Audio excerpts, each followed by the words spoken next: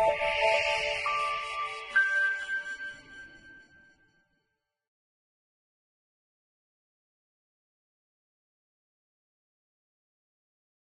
Lieutenant General Ben Hodges, Commander of NATO's Allied Land Command, headquartered in Izmir, Turkey. The Lisbon Summit, 28 nations agreed to create a new command structure which would be more affordable, which really means would have less overhead, less headquarters.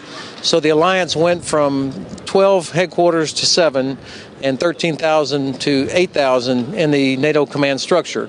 The result was one Allied Land Command responsible for the effectiveness and interoperability of all NATO land forces. 27 of the 28 nations in NATO have land forces, so our headquarters in Izmir is responsible for their effectiveness and interoperability.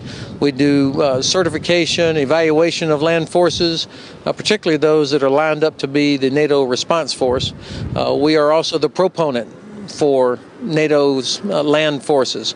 We work with the land forces of our partner nations such as Sweden, Finland, Ireland, Austria, Switzerland, even the Ukraine, and other countries that are routinely work with NATO, or maybe even are considering applying to join the alliance. That's who we work with. Finally, our headquarters also has a responsibility to be able to deploy as a land component command for what NATO calls a major joint operation. Multiple corps involved, ideally for an Article 5 type scenario where the sovereignty of a NATO member has been threatened. Secretary General Rasmussen's Connected Forces Initiative has direct application to what we do at Allied Land Command. In fact, we're trying to implement the Connected Forces Initiative across the alliance and with the partner nations in terms of training, education, and information sharing. One aspect of this is to literally connect training areas, simulation centers, training centers, national defense universities of all the alliance with the same communications network, so that units from the UK, Poland, Germany, the United States, Canada, Portugal, Turkey could all participate in a distributed exercise from their own home nation in their simulation center, or perhaps from their defense university, into an exercise that might be taking place at Bydgoszcz or Stavanger, the two NATO training centers. So that's one aspect of the Connected Forces Initiative that we're trying to implement, to operationalize, if you would. Now, that means also getting the centers of excellence that NATO has certified included in this Connected Forces Initiative as well.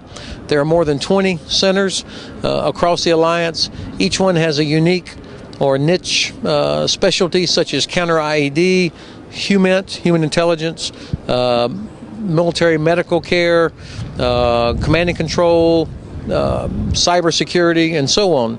And they're in all the different nations.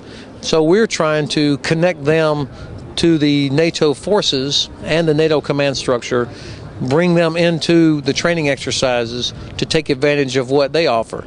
I think this is what the Secretary General had in mind when he talked about the Connected Forces Initiative. I'm very happy that the United States at Hohenfels and Grafenwehr with the Joint Maneuver Training Center is making itself more accessible to NATO as we look at life after ISAF, after Afghanistan, and the alliance returns to a contingency-based footing, if you will, or in contingency-based training.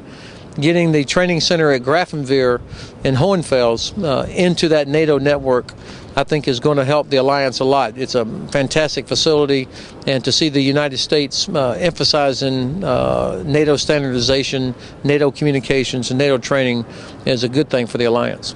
Part of the alliance looking at life after Afghanistan means a transition from campaign footing, where each nation is generating combat power to go to a specified place in Afghanistan or in the Balkans.